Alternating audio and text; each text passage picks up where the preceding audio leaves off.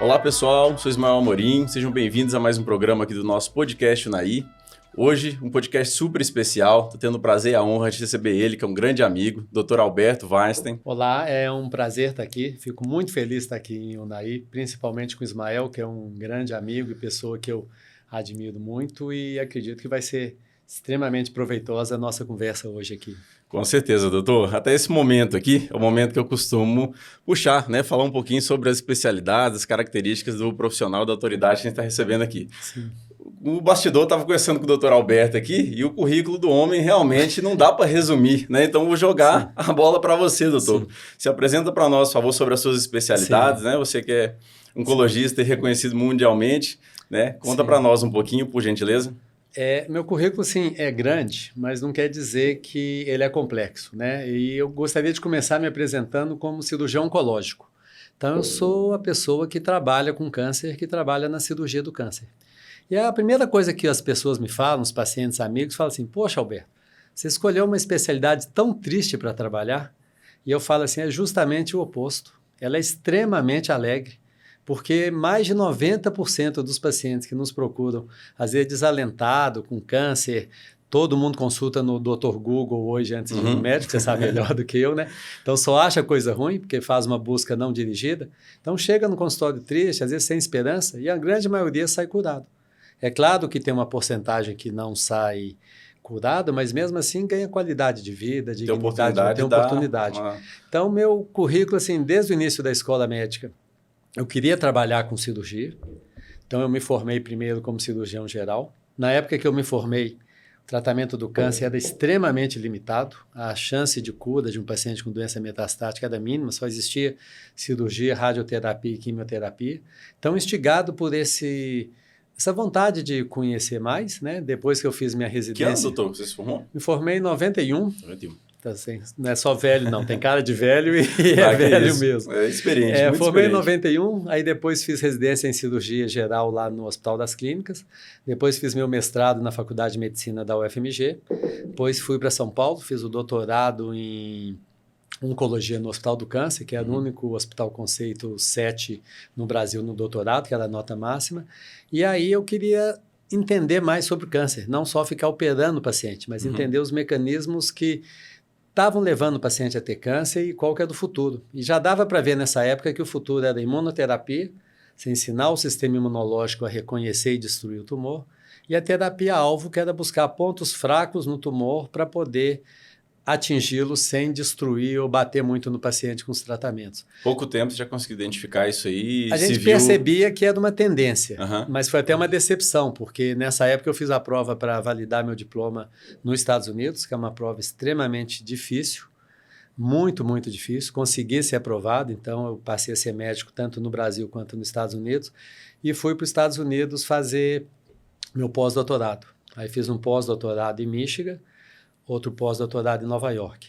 Não vou dizer que foi uma decepção, mas eu voltei com muita bagagem, muita informação, mas pouca coisa em uso. Foi na época que a gente sabia muito, então chegava quase para o paciente e podia falar assim, olha, eu sei tudo sobre seu tumor, e o paciente falou, e aí, o que você vai poder fazer por mim? Infelizmente, muito pouco. Eu tenho mais informação do que conhecimento.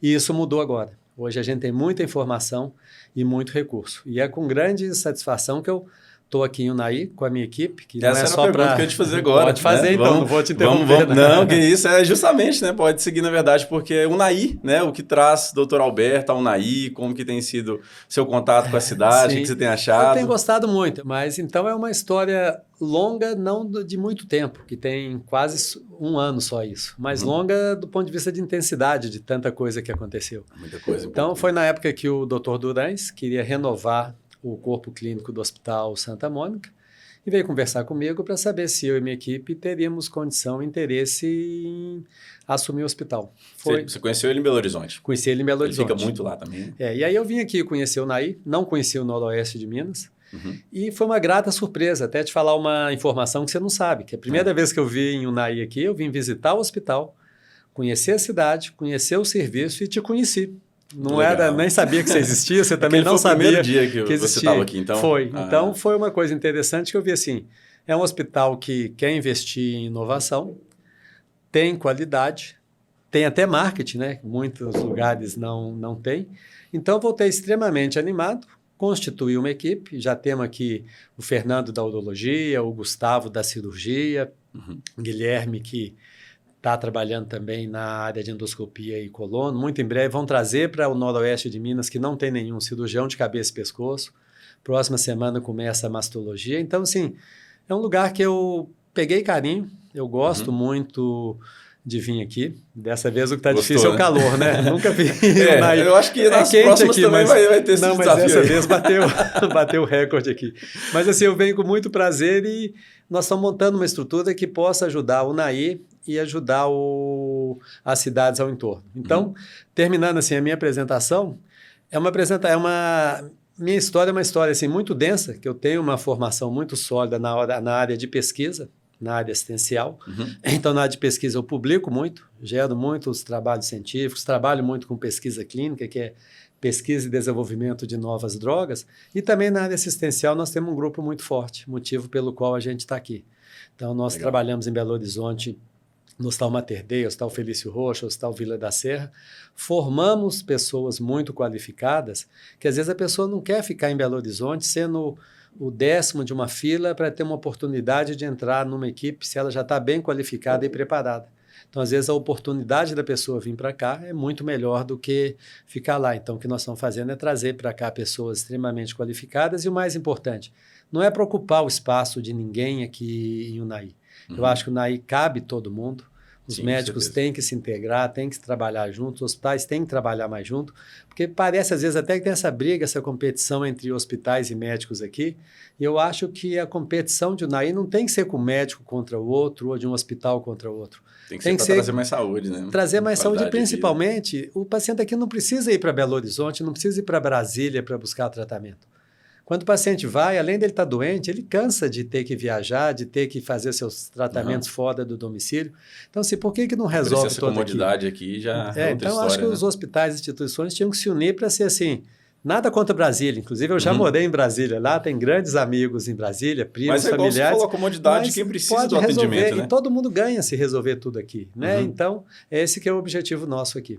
Legal. Bom, doutor, a gente conversa bastante bastidores aqui, né? Já conhece um pouco mais, mas a ideia aqui é você se realmente leigo para a gente trazer a informação para o pessoal né, que está nos assistindo. Só para a gente desenhar, então, o que está acontecendo. Você conheceu o doutor Durães, que é conhecido, né? Famoso por trazer novidades, trazer profissionais de ponta, inovar no mercado, né? Há quantos anos ali pela história do Hospital Santa Mônica. Ele conheceu você cirurgião oncológico, uma pessoa conhecida no meio bastante também. Você tem contato com esses outros profissionais e aí você dá para eles, comenta sobre essa oportunidade, necessidade de atendimento em regiões igual aqui o Naí, que acaba sendo um polo para outras regiões menores também. É mais ou menos assim? Exatamente. Nós até criamos uma empresa para atender essa demanda, que chama Unicir. Então, com essa demanda que eu percebi o que precisava aqui, eu fui procurando os profissionais com a necessidade. Então, não veio ninguém que estava solto no mundo. Por exemplo, o Gustavo, que está aqui.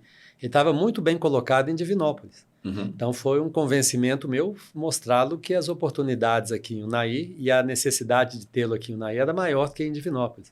O Fernando era chefe da Santa Casa lá de Juiz de Fora, uma grande instituição. Eu mostrei para ele que lá ele era um entre muitos, que aqui ele podia ser quase único, porque o pessoal precisava dele aqui. Então, nesse modelo, a gente está cada vez trazendo, por exemplo, cirurgião de cabeça e pescoço. A cidade não comporta um cirurgião de cabeça e pescoço morando aqui. Você pode explicar um pouquinho, pessoal? Posso, porque é um cirurgião que opera tumores da área de cabeça e pescoço, que são super comuns, né? Mas os pacientes daqui têm de operar em outro lugar. Então, se eu trouxer um cirurgião de cabeça e pescoço para aqui agora, ele vai ficar ocioso. Então, o que é o modelo da nossa equipe? Todos da equipe são qualificados em fazer a pré-consulta e atenção em cabeça e pescoço. Então, se chega um paciente hoje com tumor de língua, tumor de faringe, de laringe, de boca, alguma coisa, ele é atendido, é feito todo o pré-operatório, ele é cadastrado e assim que tem 3, 4 pacientes para serem operados, nós trazemos cirurgião de cabeça e pescoço de Belo Horizonte que faz a cirurgia. Com isso, gera a tradição em Unai. Então, depois que ele opera 4, 8 pacientes, resolve aqui o Unai, não vou precisar ir mais em Patos de Minas, não vou precisar ir em outro lugar. Né? Aí quando ele vem de novo, já vão ter 8. Aí depois vai começar a ter que vir de 15 em 15 dias. Aí vai chegar um momento que eu falo, ó, preciso de você morando em Unai. Quem ganha? Todo mundo. Ganha ele, que ele vai ter um lugar onde ele vai poder trabalhar feliz, satisfeito com demanda, e ganha a população daqui que vai ter um atendimento local. Porque uma coisa que poucas pessoas sabem é que a vida do paciente com câncer, e mesmo sem câncer, com qualquer problema de saúde fora do domicílio, se o paciente não for um paciente com facilidades financeiras, com convênio, com recurso, não é fácil. Ele é cadastrado no SUS Fácil, que é uma lista de que fica o paciente à espera de algum serviço, de alguma cidade, buscá-lo para atendê-lo. E a maioria das cidades não consegue atender nem sua demanda local. Então, por exemplo, em Belo Horizonte, alguns serviços públicos que eu trabalho, eu não posso buscar paciente do SUS Fácil, porque eu tenho uma lista de espera enorme da minha instituição. Você tem que seguir ela. Então, se alguém daqui de Unai me pedir para ajudar um paciente, e eu resolvo puxá-lo para o meu serviço em Belo Horizonte, o meu diretor lá já fala, peraí, mas você acabou sua lista aqui? Como é que você está ajudando? Então, o paciente fica numa lista... Para você que é médico, né? É quase assim, um limbo, Ismael. É triste você ver isso. Então, por isso que as cidades têm que buscar a resolutividade local. E vocês têm aqui no Unai uma das coisas mais meritosas do Brasil, que é o Hospital do Câncer aqui de Unai, que eu tive o prazer de visitá-lo. Isso que é outro tópico também importante, já emenda para nós, né? Sim. Sobre o Hospital do Câncer, né? Que é muito você já conheceu lá e você já fez alguns serviços? O pessoal já teve aqui, né? Sim. A gente, no podcast com a gente também, a Silvone. Sim, exatamente. A pessoa contando a história nota toda 10 também. E o Belchior que está liderando junto com ela lá. Mas assim, quando eu fui conhecer, eu fiquei assim, absolutamente impressionado com a qualidade, com o tamanho, com a precisão com que eles fizeram tudo. E o mais importante, sem um tostão de verba pública. Tudo com doação da comunidade. Aqui a gente tem um lema da cidade, doutor, que é Unai é uma cidade diferente, é a capital do amor. O pessoal chama muito. Né? E vocês amaram muito o Unai, porque ele é muito bonito, vai ser assim, funcionando, vai ser um dos melhores e maiores do Brasil em qualidade. O que precisa, inclusive, que é coisa que tem que ser tornada pública aqui, é que existe a possibilidade de ele não ser credenciado pelo Ministério da Saúde. Que é uma coisa que não acho isso muito certo, não sou eu que tenho competência e capacidade para criticar o Ministério da Saúde, mas eles trabalham com base populacional. Então, vamos dizer assim, a cada 1 milhão de pessoas vai ter um centro de tratamento público para tratar câncer. E Patos de Minas, nada contra Patos de Minas, gosto demais da cidade, acabou de conseguir o credenciamento. O que, teoricamente, impede o credenciamento do Hospital do Câncer daqui de Unai. E olha que tristeza... Peraí que é bem sério. É bem sério. Né? Então, tem a chance de ele ficar pronto, né? Quer ver? É muito sério. Porque tem a chance dele ficar pronto, com doação, todo equipado, e ele não ser credenciado pelo Ministério da Saúde. Significa o quê? Que todo tratamento que for feito lá não vai ser remunerado. E por mais que vocês tenham boa vontade, seja a capital do amor, uma coisa é construir um centro de tratamento de câncer. Outra coisa é você manter funcionando um centro de tratamento de câncer. Então, é importante a gente estar tendo essa oportunidade aqui, eu estar nesse programa seu que tem alta audiência e grande reconhecimento pelo seu prestígio do programa, que eu acho, inclusive, a população de Unai tem que conhecer melhor esse Hospital do Câncer. É engraçado, quando eu converso com as pessoas, eles nem sabem que existe, eles nem foram lá. Então, às vezes até ajuda, né? Porque assim, existem várias situações aqui beneficentes, né? Até o Arca de Noé é uma delas, que a gente já recebeu muito pessoal aqui também para poder falar sobre. Então a pessoa ajuda com as ações do Arca de Noé e outras também que levam recurso para lá, né? Às vezes não sabe, igual você está falando, exatamente assim, como que funciona. Você até sabe, já ouviu falar que está, né, em construção, às vezes sai alguma matéria, mas não conhece a fundo igual você então eu acho assim, vocês tinham que fazer voltar a conversar com a Silvane, com o Belchior, fazer uma campanha agora de mobilização da população, para todos passarem na frente, todos conhecerem e verem que a questão de credenciamento do Hospital do Câncer aqui não é uma questão política que deva ser discutida em Brasília, no Ministério da Saúde, em questão de número. Que é interesse do Noroeste de Minas ter um serviço próprio de tratamento do câncer para a pessoa fazer o tratamento no município. Patos deve ser mais de 200 quilômetros daqui, eu não sei a distância. Só para frisar então, doutor, na verdade você está comentando, falando para a gente que você teve essa informação, já conversou com o pessoal não lá. É oficial, mas é o caminho que está tendo. Então, eles vão ter dificuldade em ser credenciado e reconhecido pelo Ministério da Saúde. Só para ver se eu entendi bem, hoje Patos de Minas nada contra também, igual você falou, né? Conseguiu esse credenciamento e existe essa questão de ter o número de milhares de pessoas no entorno para serem atendidas por aquele centro. Isso. Devido ao Hospital do Câncer, mesmo em obra, mesmo com, né, tudo que já mobilizou e mobiliza, existe a chance, né, dele não conseguir receber esse credenciamento, o que de certa forma inviabiliza as atividades dele. Sim, infelizmente está caminhando para isso. Por isso que é importante a gente estar conversando aqui, tornar isso público de maneira transparente, porque se a população for lá visitar, só de passar na frente, ver a grandiosidade, a beleza daquilo ali, já começa a gerar um problema, não já do Hospital do Câncer, mas um problema da população. Aí mobiliza os vereadores, mobiliza os políticos, mobiliza os deputados, e isso funciona. Então, eu faço votos que esse pedacinho da nossa conversa contribua para que sensibilize alguém lá em Brasília para que o hospital seja credenciado e a gente tem muito orgulho de ver os pacientes serem tratados lá. Que outra coisa importante também, que é pouco falado e que a cidade não desenvolve, é o seguinte, toda cidade tem que ter uma rede pública de saúde funcionando bem e uma rede privada de saúde funcionando bem. Os dois nichos de pacientes precisam ser atendidos. Aqueles que dependem do SUS têm que ter um SUS de qualidade, aqueles que podem pagar ou têm direito ao convênio têm que ter um atendimento de convênio de qualidade. Tem coisas que, quando o SUS não funciona, o convênio particular não funciona e a cidade toda perde. Vou te dar um exemplo para ficar claro. Imagina um dono de uma mercearia. E aí a mercearia dele é grande. Todas as vezes que os pacientes, os funcionários dele, alguém teve um câncer ou uma doença mais grave, teve que ir para Patos, para Brasília ou para Barretos tratar. Aí, por azar, ele tem uma doença grave também que ele precisa de tratar. Mas ele tem acesso ao tratamento aqui. Mas ele pensa assim, peraí, todos os meus funcionários trataram fora, eu que posso decidir onde eu vou tratar, por que eu vou tratar em Unai se eu tenho a chance de ir para fora? Então, isso gera um círculo que não é virtuoso, é vicioso, onde fica a mensagem, a solução não está em Unai. Então, perde todo mundo, perde o paciente que tem que viajar para tratar, como perde as instituições médicas, perde os médicos e perde é necessário, como você falou, a estrutura da cidade, que aí sinergia roda entre menos... ambas, porque o que beneficia é quem isso, precisa exatamente. do Então, tratamento. Isso é um dos motivos que a gente está aqui em Unai, para tentar aumentar a resolutividade aqui para todo mundo. Então, Unai hoje já tem, por exemplo, uma clínica de oncologia, a Onco7. Hoje, há pouco tempo, nós conseguimos uma coisa que é muito interessante. Tem uma faculdade de medicina que é líder na região, a Faculdade de Atenas, que está lá em Paracatu. Ela está, se não me engano, em 4 ou 5 estados, tem 6 ou 7 unidades. E ela não estava aqui em Unai.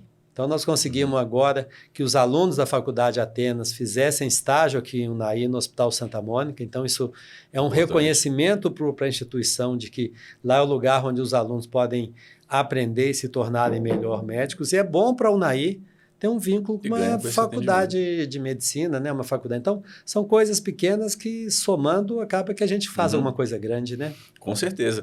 E, doutor, é importante demais seu conhecimento, porque, assim, além de referência dentro da área, você conversa com as pessoas, você entende toda essa questão de norma e tudo mais, porque, assim, sinceramente, eu estou um pouco até bem surpreso, né, com o que você falou pra gente aí, porque a gente acompanha, é incentivador, né, abraça demais a causa de ter isso aqui, oferecer, assim, a Silvone, quando ela esteve com a gente aqui no podcast, ela não falou mesmo que toda a história, né, de bastidor de amor mesmo, que nasceu desde o esposo dela, que veio a falecer, né, por câncer e tudo mais. Então, isso é bem sério, né? E ter essa leitura, igual você falou, tanto da parte pública como privada, em prol da saúde como um todo, né? Você fez aqui para nós esse adendo até em relação à relação dos hospitais e tudo mais.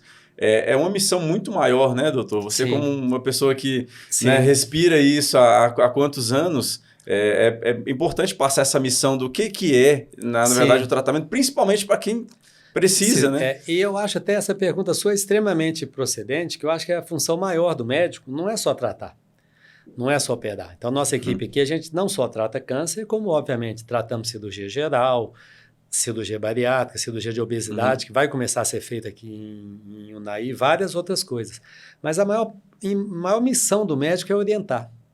Então, assim, eu te mostrei alguns entraves burocráticos que dificultam a vida e a assistência e vou dar alguns exemplos na área de oncologia de coisas que não podem ser feitas. Vou até olhar para quem nos ouve aqui, assim, quais são os nãos que não podem existir no câncer?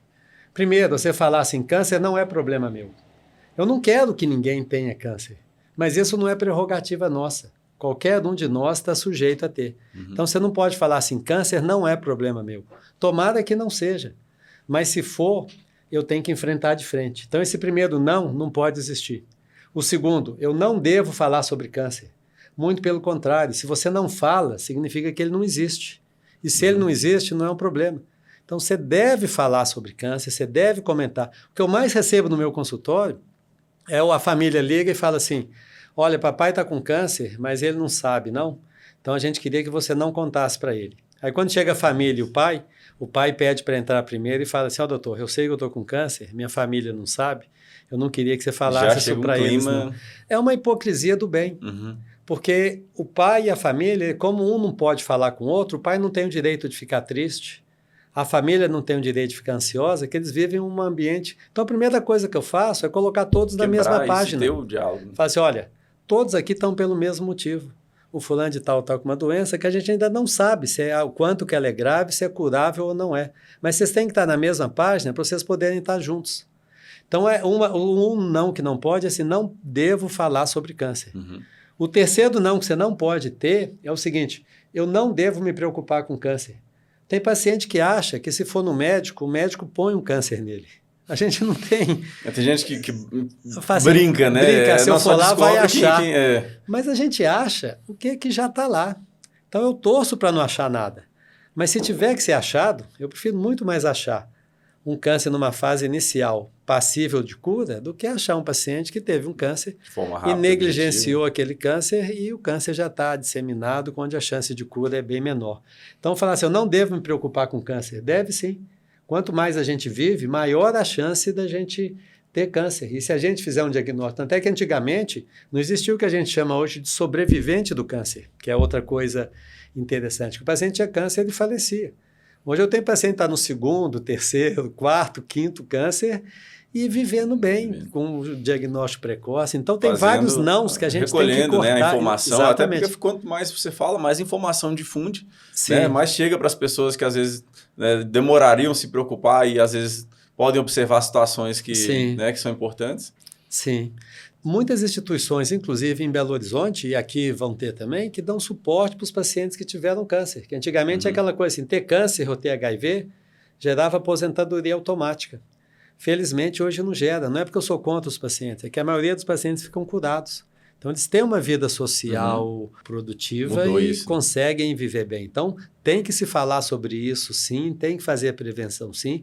Isso é uma coisa extremamente nova em Unai, porque praticamente não se operava câncer aqui, não fazia tratamento de câncer aqui. Tem um centro de tratamento de câncer aqui que hoje é só no ambiente privado, que é a Onco7, mas já é alguma coisa, é melhor do que não ter nada, e a gente tem votos que o regional comece a funcionar muito em breve, né?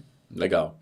Bom, doutor, essa preocupação, essa missão, né, que você está comentando aqui com a gente, faz parte da sua vida, né, há décadas, é importante demais porque é humano, né? Humano, igual você falou, muito intenso, muito denso, e porque são questões que estou percebendo que você, assim, você corre atrás, abraça uma bandeira, que são são primordiais, assim, para a comunidade mesmo de Unai, e que às vezes a gente não sabe, eu estou descobrindo agora que seja, né, fonte de informação para muita gente também sobre muita coisa, mas o que mais que você pode contar para a gente assim, sobre, né, essa mudança que está acontecendo, igual o pessoal viu, né, a gente mesmo viu também, mas assim, às vezes é importante falar sobre, talvez até a Onco7, né, e outras situações ali que hoje facilitam. Não estou dizendo para a pessoa que, né, às vezes recebeu o diagnóstico, que aí ela já vai buscar saber mais informações de forma pontual, mas para a população mesmo, de modo geral, né, que de repente o nosso podcast vai conseguir somar.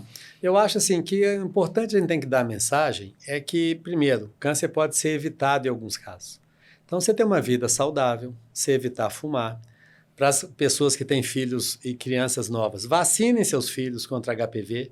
Você vai estar protegendo as meninas contra câncer de colo de útero e protegendo os meninos contra câncer de faringe, garganta, de boca. Então, assim, você vai estar protegendo uma geração. Se todo mundo for vacinado hoje, daqui a 30, 40 anos, esses cânceres não vão existir. Mas se não for vacinado hoje, não tem jeito daqui a 30, 40 anos a gente voltar no tempo e vacinar as pessoas hoje. Então, assim, vacinar contra hepatite, cuidado com a vida sexual. Eu trabalho muito com câncer de pele. Sol não faz mal. O que faz mal é falta de responsabilidade.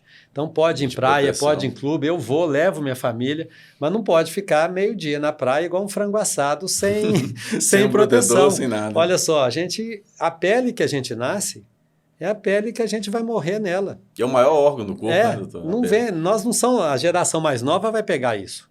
Nós não vamos pegar a possibilidade de comprar uma pele nova. Então é igual você ter um carro que você vai usar a sua vida inteira e você souber que você vai viver 90 anos e vai usar o carro 90 anos, você vai cuidar bem dele.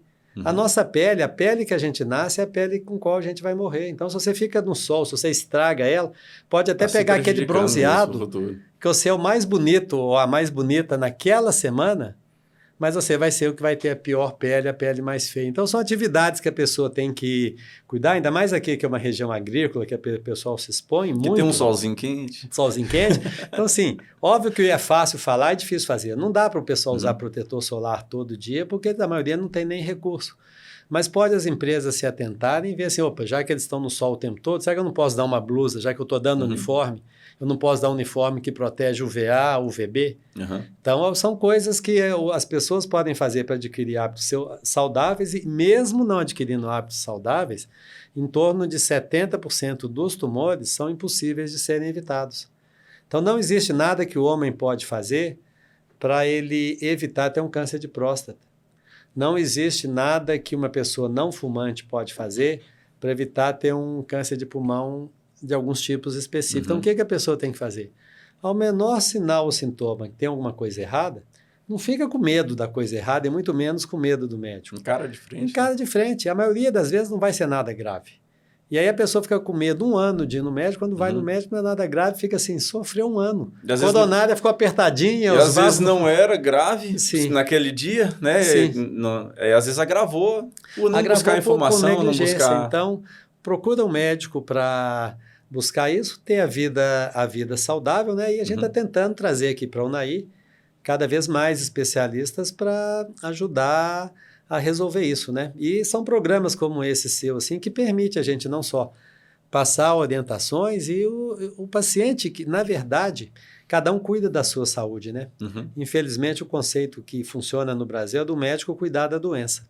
Então, o paciente chega a gente quando ele está doente. Saúde. E o que eu mais gosto é de atestar a saúde. O que eu mais gosto, por exemplo, é de dar alta dos meus pacientes que teve câncer. E quando eu vou dar alta, o paciente fala, doutor Bé, mas você não vai me atender mais? Eu falo assim, se precisar, vou. Eu não estou doente, não estou aposentando, eu vou estar por aqui. Mas olha só, nossa história aqui tem começo, meio e fim. Você está em acompanhamento há 5 anos, você está em acompanhamento há 10 anos. Eu vou te dar alta. Você precisa ficar livre de mim. Amigo, nós já somos, você precisa ficar livre da ideia que você teve câncer, apesar que você não pode rasgar essa página da sua vida. Continua a proteção, continua a fazer, lembra disso, mas vive normalmente. Né? Legal. Doutor, sobre essa experiência que você tem também no dia a dia, de consultório, situações que você vivencia, igual você acabou de citar para nós, né? Pacientes de anos de tratamento, sua satisfação em dar alta para ele, né? O que mais é comum para você? Estou falando assim, porque está chegando aí esse tipo de atendimento, né? É muita novidade, mas o que é mais comum para você, que você vê no dia a dia, você de repente pode pensar assim, olha, isso aqui, né, se tivesse cuidado, isso, igual você falou do sol, mas outras dicas, né? Eu vou te dar alguns exemplos de como que o preconceito funciona como isso. Tem um paciente meu, empresário muito rico, estava em Búzios, não sei onde era, e ele teve um câncer nas costas, diagnosticado por uma pessoa que estava passando. Na praia, assim. E aí ele falou que estava andando na praia, uma pessoa o parou e falou assim, ó, para aí, só um minutinho. Aí começou a mexer nas costas dele e falou, olha, você tem uma lesão aqui que pode ser grave, isso pode ser um melanoma. Aí, depois de um tempo, e era grave, foi um melanoma, podia ter até levado o paciente à morte. Isso aí aleatório. Aí eu falei com o paciente um dia assim, olha que coisa interessante. Sua esposa, seus filhos, seus amigos, você vai em clube, todo mundo já deve ter visto essa lesão sua e ninguém te atentou que isso podia ser alguma coisa que podia ter te levado à morte. E foi uma pessoa na praia que te alertou. Ele salvou sua vida, né? Aí o paciente falou assim, pois é, doutor Alberto, mas eu sinto até consciência pesada que eu tratei ele tão mal. E na hora eu não atinei, eu fiz essa cara igual você está assim de... Mas você tratou ele mal por quê? Aí o cara falou assim, Alberto, você está na praia, de sunga, sem camisa. De repente para um cara pede você parar, começa a mexer nas suas costas. Eu achei que ele estava dando em cima de mim. Aí eu tratei ele mal. Aí logo depois eu brinquei, pois é, mas esse cara salvou sua vida, né? Ele falou, pois é, doutor Alberto, eu tenho tanto peso na consciência que eu queria saber quem é ele e levar um presente na casa dele. Aí eu brinquei com ele assim, e pois é, imagina se você chega na casa dele com um presente, ele vai pensar que você está dando em cima de você. Então você vê como é que a vida é uma troca, assim, né? Uhum. E outra coisa muito comum que ocorre em consultório é a pessoa ficar livre do câncer, mas o câncer não sair da pessoa. Então, um caso que eu não esqueço, que é óbvio que eu não posso citar nomes nem cidades, é um casal que a menina é veterinária, os dois estão muito bem, ela teve o câncer quando ela era estudante, e depois formou, abriu uma clínica, está super bem numa cidade interior de Minas, e para se proteger do sol, eu dei uma autorização para ela, ela conseguiu pôr aquela janela mais escura no carro, que legalmente nem era possível pôr, mas eu pedi por indicação médica. E quando eu fui dar alta para ela e liberá-la, depois de 10 anos, é um momento de emoção, assim. 10 anos. Aí o que era noivo na época, o marido, na hora de sair, ele falou assim, doutor Alberto, a toalhinha continua usando?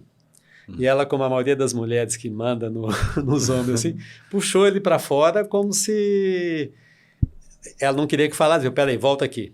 O que é a toalhinha? Aí ele falou, quando ela sai para a clínica, dependendo do horário que ela sai, bate um pouquinho de sol no ombro esquerdo. E ela tem tanto medo do sol que ela ainda usa uma toalhinha que fica no porta-luva para proteger. Aí eu falei, fulano, olha só, você venceu o câncer, mas o câncer não está te deixando vencer. Essa toalhinha representa para você que você não está bem, você não dorme bem. Olha, e sua vida não está funcionando bem, vocês têm 2 filhos, seus filhos devem estar sendo tratados diferente dos outros, você não precisa disso. Então, ela brincou comigo assim, você está achando que eu sou doida, vai me encaminhar para o psiquiatra? Aí eu falei, olha, psiquiatra não é para doido, psiquiatra é para ajudar quem precisa de ajuda. Mas você não precisa do psiquiatra, porque você não precisa de medicação, mas você precisa de terapia. Então, vou te encaminhar para uma terapeuta, porque o câncer tem que sair da sua vida. E você ter uma vida normal, porque é o que a gente chama, são as pessoas que venceram o câncer. Tem até uma organização em Belo Horizonte que eu admiro muito, que chama Intensidade em Viver, que ele está pondo, vende camisas e produz, faz várias parcerias, depois eu vou até te apresentar para você fazer uma parceria com ele, onde ele divulga justamente isso. Você viver com intensidade. Então, e uma coisa interessante, o paciente, às vezes, depois que ele tem o câncer, ele passa a viver melhor que ele vivia antes. Que ele pensa tem mais assim, sentido a vida, mais né? sentido Valoriza a vida. mais. Ele pensa assim, poxa, eu ficava naquela amarração para tomar uma decisão, às vezes eu tinha dinheiro, eu podia ir num restaurante, mas eu não ia, eu não fazia uma viagem, e quando eu vi que minha vida podia ir embora por um detalhe, depois que eu venci isso, eu comecei a viver a vida com mais intensidade, viver a vida melhor. Então, legal. Tem muita gente que supera isso muito bem. Sobre isso, depois eu vou pedir para você esse favor, que você disponibiliza para nós a informação, até os canais de contato.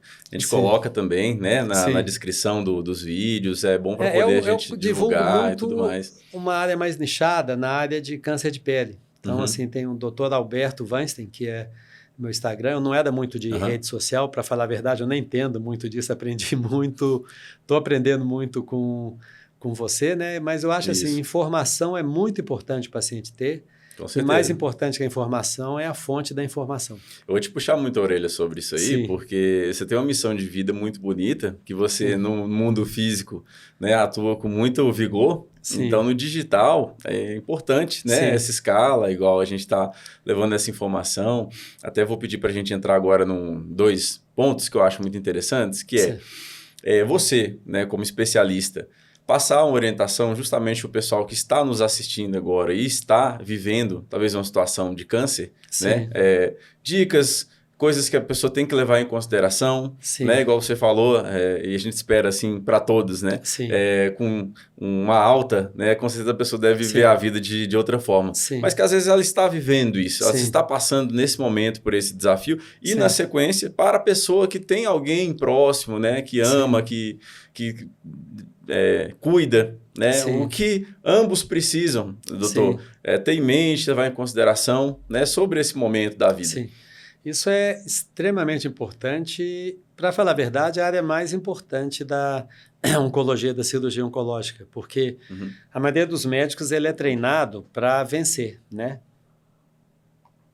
Então, a coisa que o médico mais gosta é de fazer aquela grande cirurgia e mostrar que foi aquele sucesso, ganhar elogios de todo mundo. Mas, às vezes, eu posso fazer uma cirurgia que eu tiro 99,99999 e põe 9 aí por cento do tumor. Isso aí é. Se ficar 0,0001% de célula tumoral, o tumor vai recidivar e, possivelmente, esse paciente vai ter doença metastática e a chance de cura vai ser muito menor.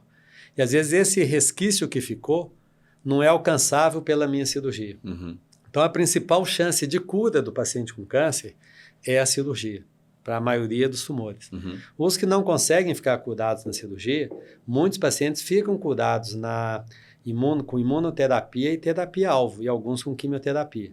Aí já vem primeiro a maior injustiça que existe no Brasil, que é difícil falar para o paciente que está com câncer, porque se ele tiver com câncer e ele for do sistema privado, ele tiver convênio, ele vai ter acesso à imunoterapia. O que é imunoterapia? Ensinar o sistema imunológico, o sistema de defesa do paciente, que o câncer é algo que deva ser combatido e destruído. Então, é o seu sistema de defesa patrulhando o seu corpo todo para matar o câncer. Ao invés de você fazer uma quimioterapia, que você joga um veneno dentro da pessoa, que vai matar o câncer, possivelmente não, mas vai matar um tanto de célula sadia. E a terapia-alvo, onde você busca um ponto fraco no tumor e você usa uma medicação que acerta apenas o ponto fraco no tumor. Então, igual tem essa xícara daqui, tem podcast Unai. Eu tenho uma medicação que vai destruir o pod. Então, eu faço um teste genético para saber se o tumor expressa o pod. Se ele expressar o pod, eu vou dar essa medicação e vai acertar o alvo do tumor. Se ele não expressar, se eu der essa medicação, não vai ter efeito nenhum. E aí entra a maior injustiça que tem, que às vezes para a mesma doença, um paciente do sistema público vai receber uma medicação onde a chance de cura dele é de 3%. 3%. Imagina o peso que é para um médico chegar um menino com 30 anos e chega lá com a esposa, com o pai, com a mãe, e fala assim, doutor, vim aqui porque eu estou com essa doença aqui, mas acabei de comprar casa, minha esposa está grávida e eu preciso, qual tratamento eu vou receber? E sabe que o tratamento que ele vai receber não é efetivo. E o médico sabe que de manhã ele está atendendo no SUS e vai pôr esse tratamento onde a chance de cura é de 3% a 5%. À tarde ele vai atender no ambiente privado, onde o paciente vai ter acesso a medicações onde a chance de cura é de 50% a 60%. Nossa. Então imagina-se o quanto que o médico... Mas a mensagem que você me pediu inicialmente para dar primeiro para o paciente com câncer é o seguinte, nunca perca a esperança, tá? Você tem que estar bem com você mesmo, você tem que entender que você tem câncer e que você precisa de fazer os tratamentos que forem necessários. Não abra mão da sua fé, da sua doutrina, do que você acreditar, mas não faça também tratamentos que não tenham base científica. Tem muitas pessoas que, por má intenção, ou mesmo bem intencionado, indicam para o paciente tem que tomar 2 litros de chá de canova, ou tem que ir em tal lugar que tem um curandeiro que resolve isso. O mesmo aquele caso da fosfetaletonamida, que era a pílula do câncer, que nunca funcionou e muitas pessoas morreram por causa disso. Então, a mensagem que eu dou para quem está doente é siga o tratamento, tente se manter forte, bem alimentado, porque a maioria dos pacientes vence. Não é uma batalha fácil, mas vence. Segunda coisa que eu falo para o paciente com câncer, converse com seus familiares. Não pode ficar isolado. Aí entra a segunda parte da sua pergunta. Para os amigos, quem está. A pessoa que tem câncer não quer que tenha pena dele. Não quer que ele fique lá. O vovô não quer ficar sozinho lá no quarto, sem ninguém conversar com ele, enquanto está todo mundo na sala discutindo a situação do vovô. Falando de câncer e tudo. O vovô quer ser chamado para a sala e que converse livremente. Vovô, como é que você está sentindo? O que você quer? E às vezes o avô quer assim, olha, eu queria muito voltar na cidade onde eu nasci. E para ele, voltar na cidade onde ele nasceu é tão importante quanto para um jovem ficar curado. Porque às vezes o avô está com 85 anos, ele não tem mais expectativa, assim, não quer fazer um curso superior, ele não quer mais casar. Mas é um desejo não que ele quer fazer aquele desejo. Ou então ele fala assim, eu queria que a minha casa tal, o resto da herança dividam do jeito que quiser, ficasse com tal pessoa. Então, se você não conversa com a pessoa, e às vezes para ele isso é tudo.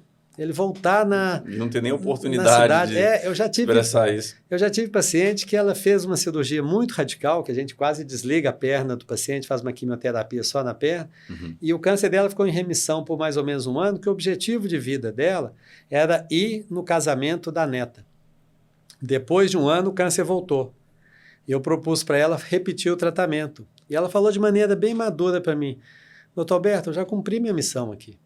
Eu não tenho motivo pelo qual eu queira continuar aqui. E para a gente que lida com isso é quase ofensivo. Mas como não? A senhora pode ficar mais um ano.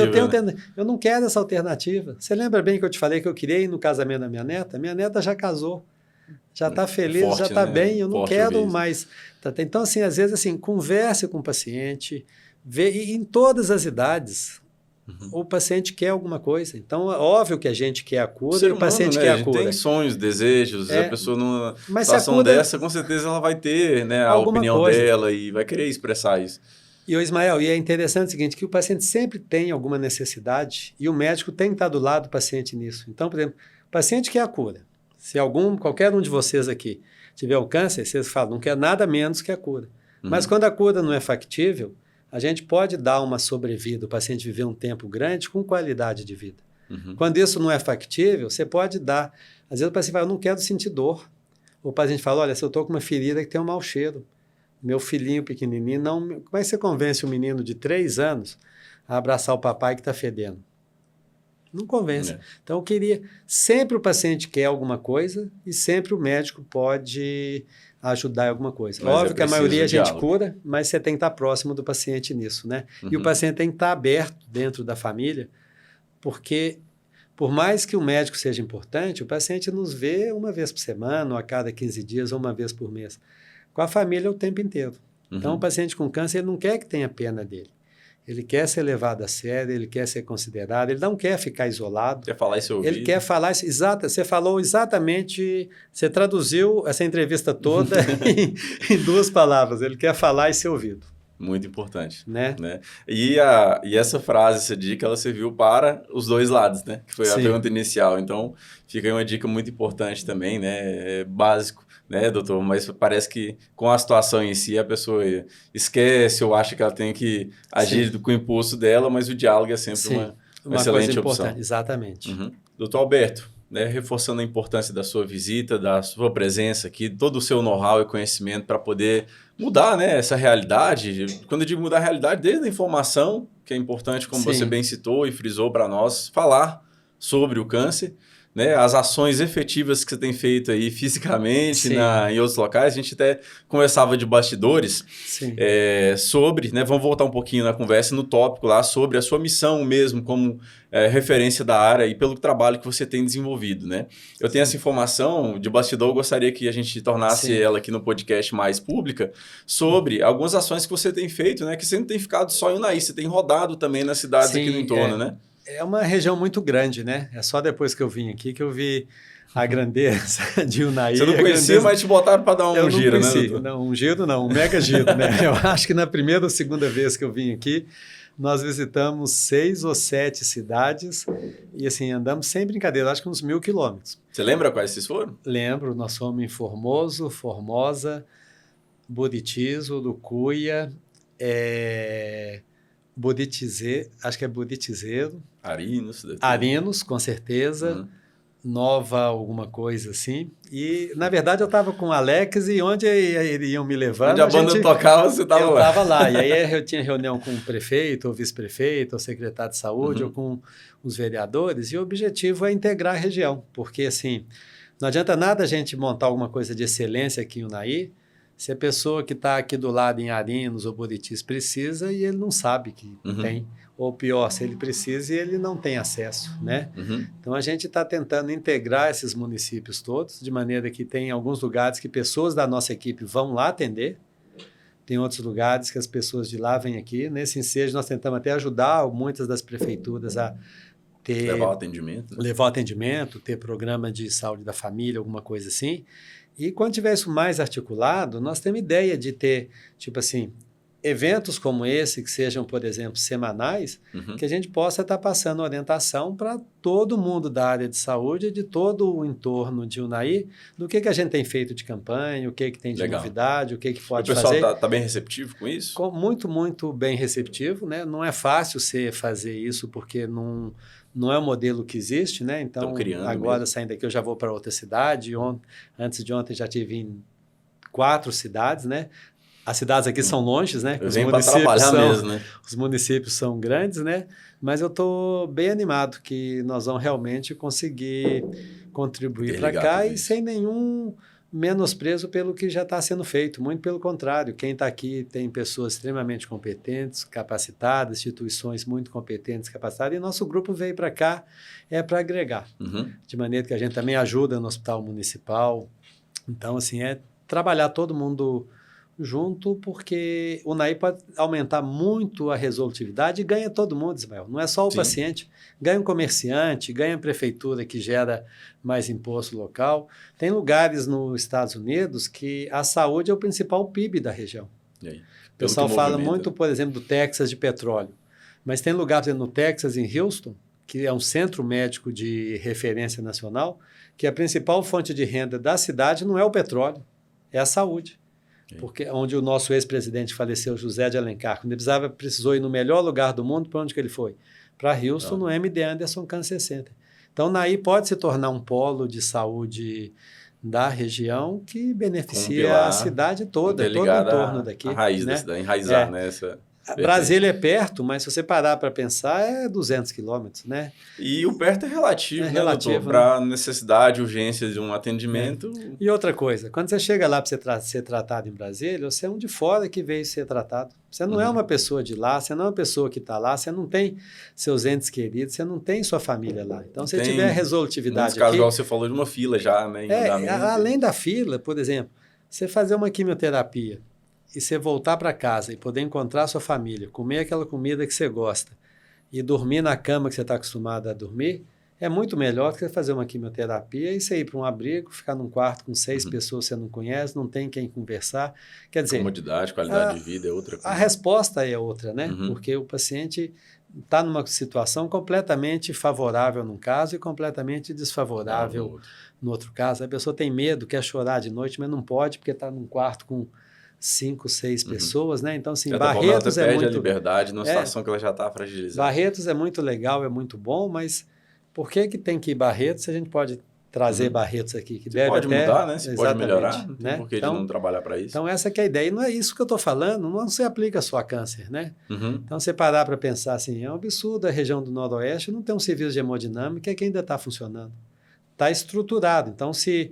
Agora, mais provável eu do que você, que eu sou bem mais velho que você, se eu infartar aqui, eu não vou conseguir ter o atendimento no prazo correto para desobstruir minha artéria coronária. É esse que é o relativo de ser perto ou longe, né? Ser perto ou longe. Dependendo da ocasião, a gente está falando aí de minutos para ter uma resolutividade. A gente usa um termo, por exemplo, em um hospital, que é uma métrica que a gente usa para paciente infartado, que chama porta-balão. Porta é assim, é um minuto que ele entrou na porta do hospital, e conta um minuto que ele estava fazendo o cateterismo cardíaco, viu que ele estava infartando, que a artéria coronária estava obstruída e que entrou com um balão, quer dizer, você entra com um balão dentro da coronária para você dilatar e você desobstruiu isso. Esse tempo ele é medido em minutos, ele não é medido em horas, que é a chance que você tem de você transformar um infarto, que você ia perder uma área cardíaca e o coração ficar danificado, numa coisa que foi só uma isquemia. E aqui a gente vai contar em horas, né? Que se tiver alguma coisa tem que pegar um carro e ir para longe. Então são facilidades que a cidade aí já precisa. Vira uma situação, né, igual você falou, em minutos. Que morre então, se não é em minutos e é em horas, talvez a gente está falando de uma possibilidade e de uma não possibilidade. Exatamente. Né? A pessoa ficar com uma sequela que não precisa ou ter um óbito que era desnecessário. Então, são detalhes que precisam melhorar e felizmente está melhorando, né? Então, mesmo o cateter hemodinâmico, o Santa Mônica está com o serviço prontinho lá montado. Na dependência tem um CTI funcionando. Então, assim, já está funcionando hoje? Não.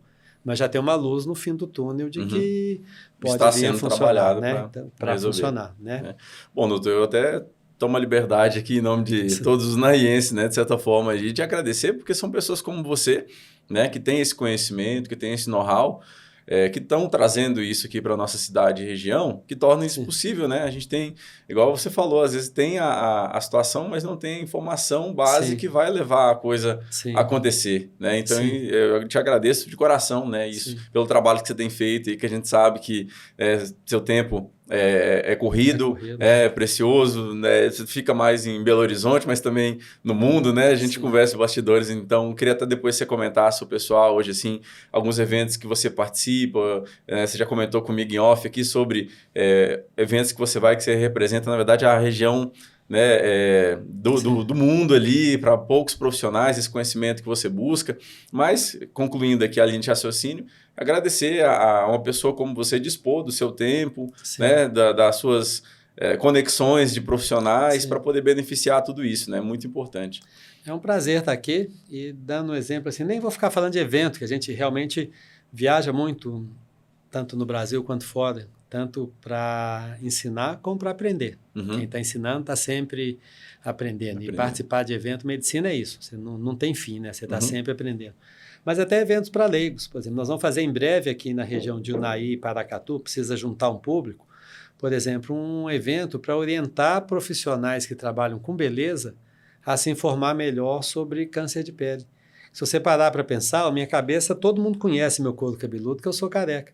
Mas a sua cabeça, nem sua esposa deve conhecer se você tem alguma pinta ou alguma coisa que pode preocupar.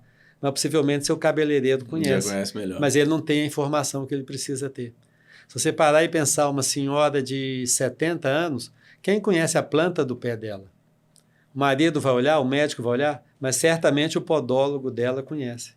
Ou então, um jovem, profissionais são em posições chave. Né? Um jovem, que hoje em dia quase todo mundo tem tatuagem, o tatuador conhece o corpo dele todo para decidir onde foi uma tatuagem. Então, a gente tem um programa que a gente vai fazer, uma das atividades aqui em Unai ou Paracatu, que chama Juntos contra o Melanoma, onde a gente treina podólogo, cabeleireiro e tatuador, não a fazer o diagnóstico, porque o diagnóstico é um ato médico que gera muitas implicações, mas fazer a suspeição.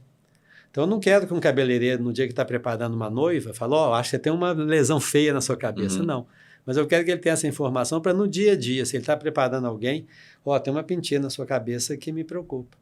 O apodólogo, o tatuador, não vou esconder essa pinta. Igual você deu o exemplo do rapaz na praia. Salva uma vida. Sim. Não uma dica, uma crítica, igual ele recebeu, né, naquele momento. Assim. É uma atitude que pode salvar uma vida. Sim. Então, são atividades que a gente vai fazer, que isso às vezes impactua não só a pessoa, mas impactua o entorno dele todo, a família, os clientes, todo mundo. Então, assim, a gente está sempre ensinando.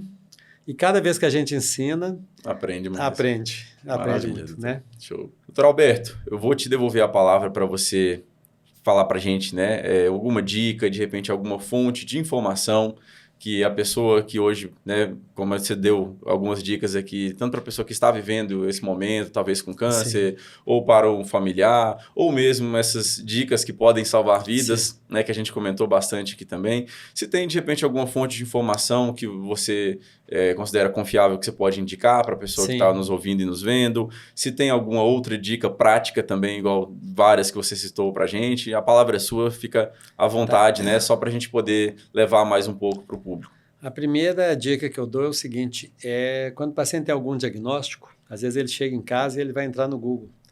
E faz parte da natureza humana, quando é alguma coisa que nos ameaça, a gente sempre buscar e estar procurando o pior. Então, a pessoa entra no Google e pensa assim, meu tumor é esse. Aí, é esse com essa evolução. E quando vê, o paciente já está deprimido, já imaginando que ele vai ter que fazer quimioterapia, um tanto de coisa, e, na verdade, ele se perdeu em informações mal colocadas ou a busca mal feita. Então, não tem nada contra o Google e não tem nada contra o paciente estar bem informado. Mas, se for buscar informações, não necessariamente o site mais bonito é o mais completo ou é o mais confiável.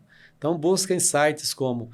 Se é coisa de pele, Grupo Brasileiro de Melanoma, Sociedade Brasileira de Dermatologia.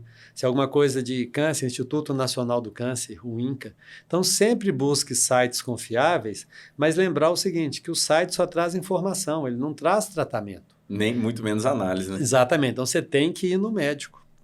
E outra coisa que tem importante também, na época que eu formei, Quem era a estrela era o médico. O médico ficava aqui no topo da pirâmide e o paciente aqui. E o médico, se você não fizer isso, eu não vou te atender. Se você não fizer isso, você não volta aqui. Hoje essa relação inverteu. Quem fica no topo da pirâmide é o paciente. E aqui os médicos todos tentando atender ele bem. Então, se você foi no médico, você não teve confiança, você não está seguro com ele, houve segunda opinião, às vezes houve a terceira. Não adianta também ficar ouvindo a quinta, a sexta, não vira turismo médico. Mas tem que ter segurança do que você tem e segurança do que você vai fazer. Então, pode buscar informações, buscar fonte e outra coisa. Isso é muito importante e até triste ou feio o que eu vou falar, mas vamos dizer que o paciente teve um diagnóstico de um câncer de cérebro, vamos dizer assim, um glioblastoma. Aí ele volta aqui, ele é de Unai, ele foi em Belo Horizonte, teve o diagnóstico. Ele volta aqui em Unai, ele sai conversando com todo mundo e contando o câncer que ele teve.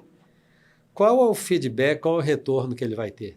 De todas as pessoas que vão contar para ele, todas as pessoas que tiveram o mesmo câncer dele morreram. Então ele vai saber a história triste do gerente de banco, do lavador de carro, do dono da mercearia, de todo mundo que teve o mesmo tumor dele morreu, porque essas pessoas sofreram publicamente. Então vamos dizer que 100 pessoas tiveram esse tumor, 20 faleceram e 80 não faleceram. As 20 que faleceram têm história pública. As 80 que não faleceram não existiram, porque ninguém sabe e a pessoa não quis contar. Então a pessoa às vezes sai comentando com todo mundo, fica assim, poxa, não tem jeito, não vou nem tratar. Todo mundo que eu fiquei sabendo, né, que tem isso. Então assim, você tem câncer, você tem que discutir com sua família.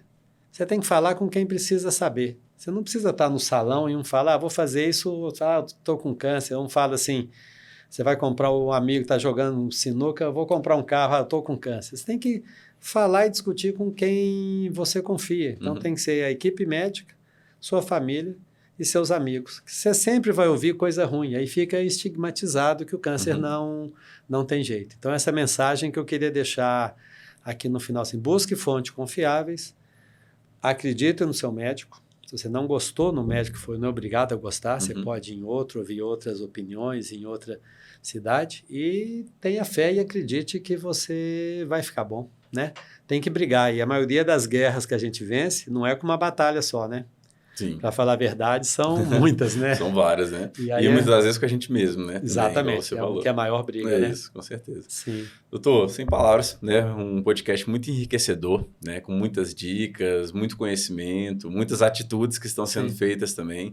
Né? Te agradeço de novo e mais 1000 vezes, né? Realmente pelo seu trabalho, pelo seu brilhantismo e principalmente pela sua disposição, né? Em trazer tudo e colocar à disposição aqui da nossa cidade, da nossa região todinha, tá?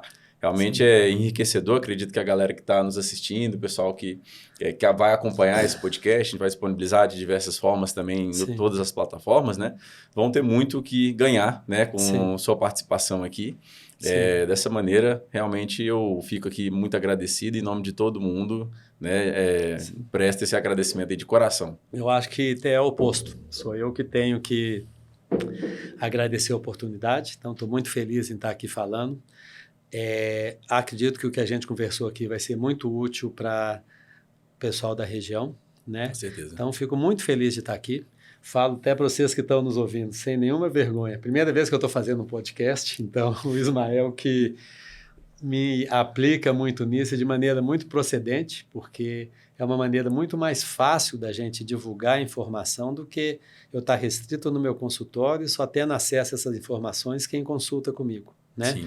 Então, há pouco tempo atrás, eu não tinha nem Instagram, né? Para falar a verdade, eu nem sei mexer no meu Instagram, que é Dr. Alberto Weinstein, mas assim, eu que agradeço a oportunidade, não só de estar falando, de estar compartilhando essas informações, mas de falar para você, que é uma pessoa que não só eu gosto muito, como admiro muito, e que está me ajudando a fazer essa mudança do mundo físico para o mundo digital onde não é com vergonha, é com orgulho que eu falo, que é o primeiro podcast que eu estou fazendo e parabéns para você, gostei muito, viu, Ismael? Obrigado, valeu. Doutor, que isso.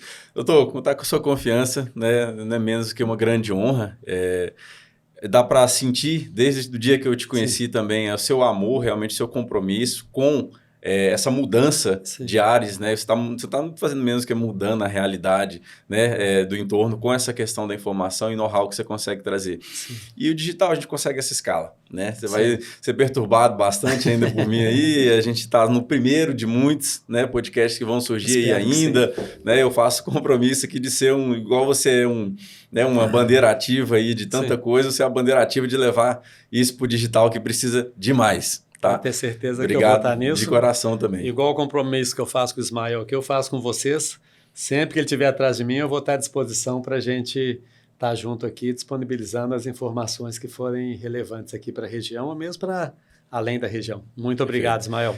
Muito trabalho a ser feito. Isso aí. Bom, pessoal, esse aqui foi mais um programa do nosso podcast Unaí, onde eu tive o prazer de receber meu amigo e grande profissional, Dr. Alberto Weinstein. Espero que quem acompanhou aqui até o final curta, compartilhe, divulgue, né? Um podcast de muita informação rica e muito pertinente, né, para a nossa sociedade também. Continue nos acompanhando em todas as plataformas, estamos no Spotify, Deezer, no YouTube, nas nossas redes sociais. Esse foi mais um programa aliado com a nossa missão de trazer sempre autoridades, pessoas competentes, profissionais da área que têm esse conhecimento técnico. E a gente segue sempre fazendo esse trabalho aqui. Esperamos e contamos com a sua audiência. Até uma próxima.